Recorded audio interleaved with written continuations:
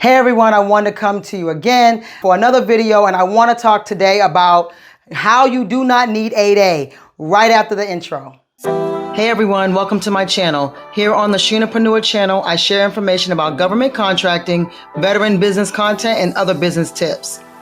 So yes, I have been getting a lot of questions about the ADay program, and this is so interesting because I didn't realize that so many people feel like they have to get ADay in order to get contracts. Not true.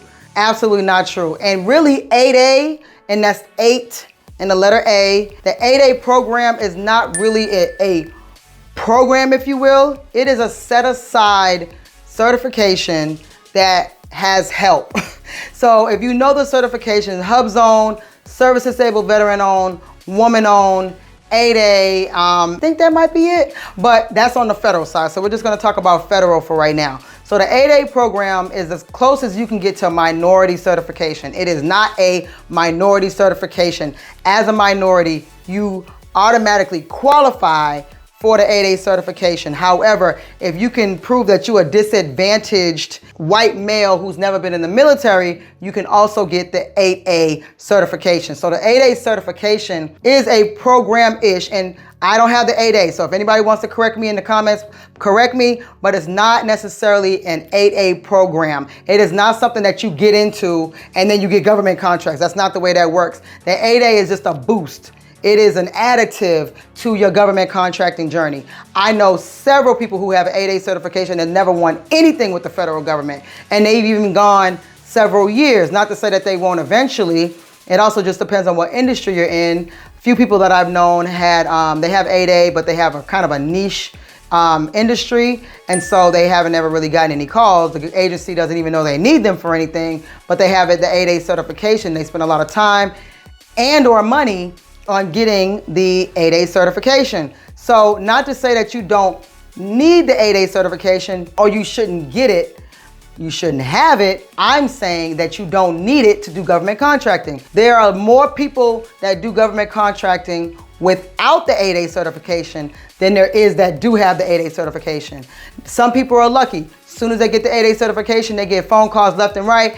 Boom, here's the work, here's the work, here's the work. No problem. But there's people who do not get anything with the ADay certification. It is not a guarantee. The ADay certification is a set-aside program that offers sole source contracting, where an agency can just contact you and they're like, hey, can you service all of these VA hospitals, these veteran affair hospitals throughout the whole East Coast, cleaning, doing the janitorial? And you're like, you know, basically you have to be ready, that type of ready, when you have your ADay certification.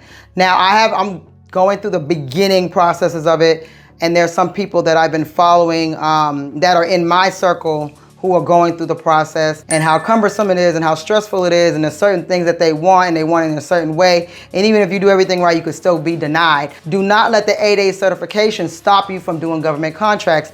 I would actually rather most people wait until they do a few contracts or many contracts and then apply for the ADay certification. You can only get it one time. It's based on your social security number, 9 years. They did increase it to 10 during COVID, but I think that's if you were already in the program. So I don't think that it is staying at 10 years as it is right now. From my understanding, it's only 9 years per person. There is a way that I guess you can transfer it to your spouse or your dependent, but I don't know, I've never seen anybody do it, so I can't for sure say exactly how that works or if that even works.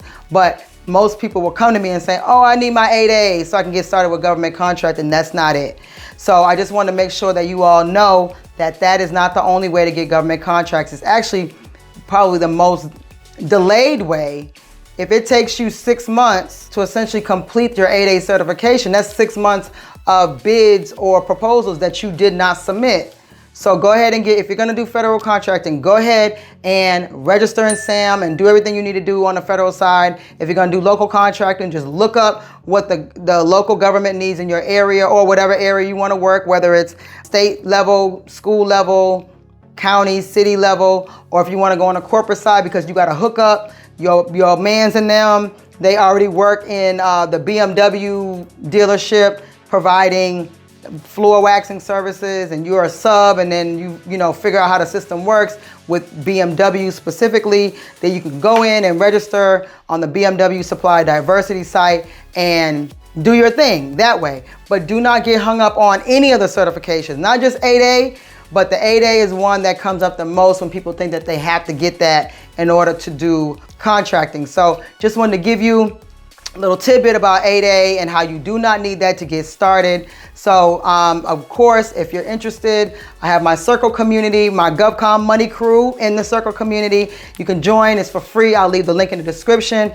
And I have my course, GovCon Now, that teaches you federal, local, and corporate contracting. I have something for my veterans. So please make sure you leave any comments. If you're surprised that you didn't need ADay to get started with government contracting, let me know in the comments. I would love to hear what you have to say. Please, please, please share your horror stories. Share your great stories. Share your stories of, oh my God, I just got my first awarded contract. That really, really inspires the community, and it really helps people go ahead and go to that next level so they can continue on this beautiful journey of government contracting to try to get to this GovCon money. Until next time, it's your favorite veteran.